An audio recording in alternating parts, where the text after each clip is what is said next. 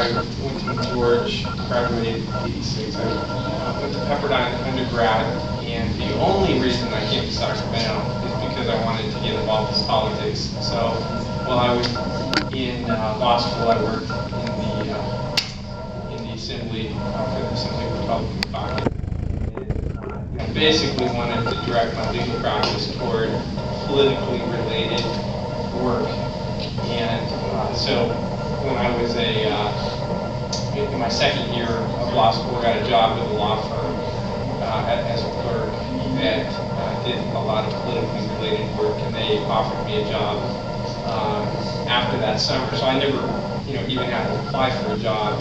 I just opened that door, and it was a big firm downtown, and so I did basically a little bit of lobbying type work, but public agency representation. I represent a lot of school districts, cities, counties, school districts. So you're meeting with boards, you're doing research to write memos and give them instructions on what the law is in different areas. And I found it was pretty boring. pretty boring, and the people that I worked with, I just didn't really care for all that much. And, I came out of college pretty idealistic, and I probably still am pretty idealistic. But I wanted to change the world, and I felt like, gosh, this isn't changing the world. This is just, it's working in a big firm. At least at the time, it was a big firm, like 60 attorneys here in Sacramento in 1986. It was a relatively good-sized firm for Sacramento. That was before all the firms consolidated. Everything they went through. So I was there for 3 years, and was involved in the Christian Legal Society. I was involved in the Christian Legal Society during law school very actively as well.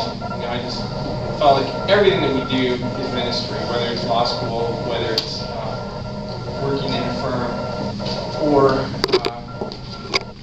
as attorneys, as law students, you probably have more opportunities than other people to get involved in ministries, sort of on church boards, people ask your opinion, and so you tend to get more involved in leadership positions. And so, I took advantage of those things and served on a number of different nonprofit boards here in the Sacramento area, as well as on the board of directors of my church, and leading that for a while. The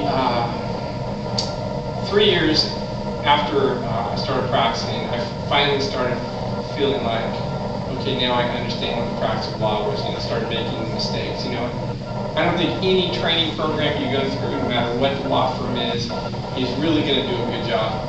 You're going to have to work through trial and error ultimately. So you're going to have to figure out that you're going to be frustrated. You're going to basically have to make mistakes, and you're going to learn through that process. It's not going to be where everybody gives you A to Z on how to really be an attorney. I mean, law school, all it does is prove that you can get through law school. It doesn't help you really practice law.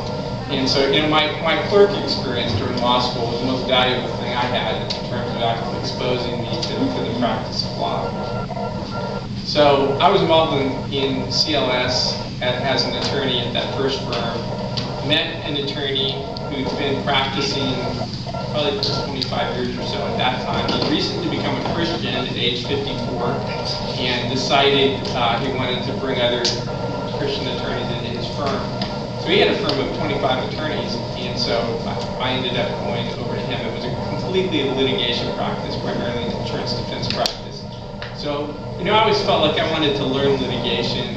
I liked the thought of being an advocate. So he was very good as a mentor. I mean, he probably was one of the leading litigators, if not the leading defense attorney, while he was actively practicing here in Sacramento.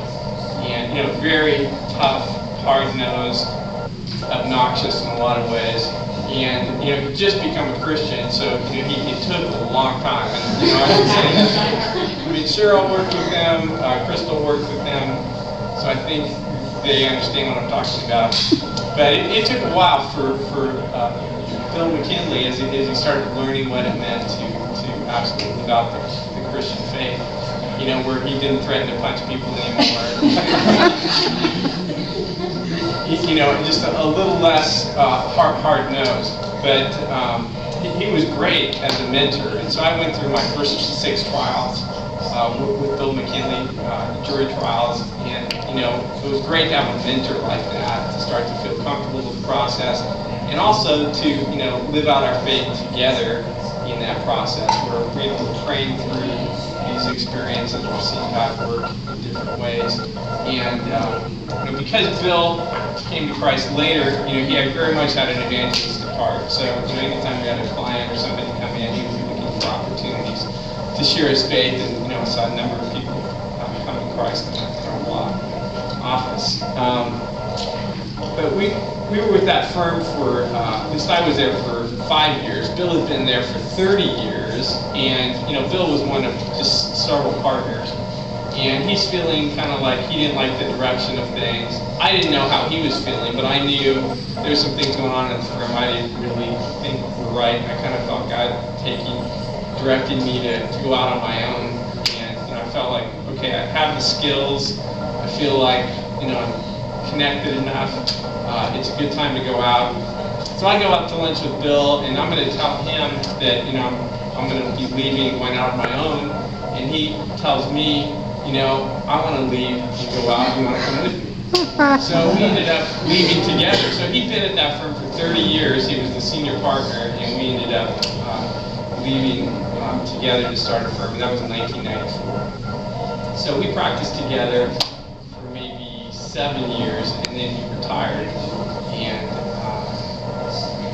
during that time, I mean, our little firm had 5 attorneys at our largest. And then over time, basically, I've decided I like being a sole practitioner. So there was a point in time where I felt like I'm just bringing in business to pay everybody's salary. And, you know, I'm taking stuff I don't necessarily like. Practice of law isn't as fun. And, you know, I want to do stuff that I want to do and not have to worry about all of the overhead that goes with the law firm.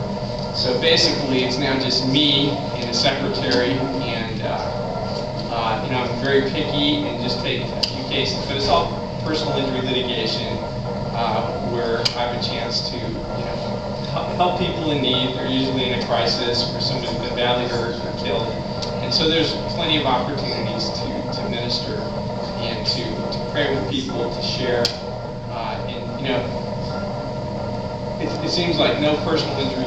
2 personal injury cases are the same, at least in my office. I mean, they're a whole gamut of strange events that result in, you know, bad circumstances for people. And, you know, I'm representing a Palestinian man who was beat up at a strip club because of his ethnicity, and he was badly beaten by the bouncers in the strip club. So, you know, other cases involving wrongful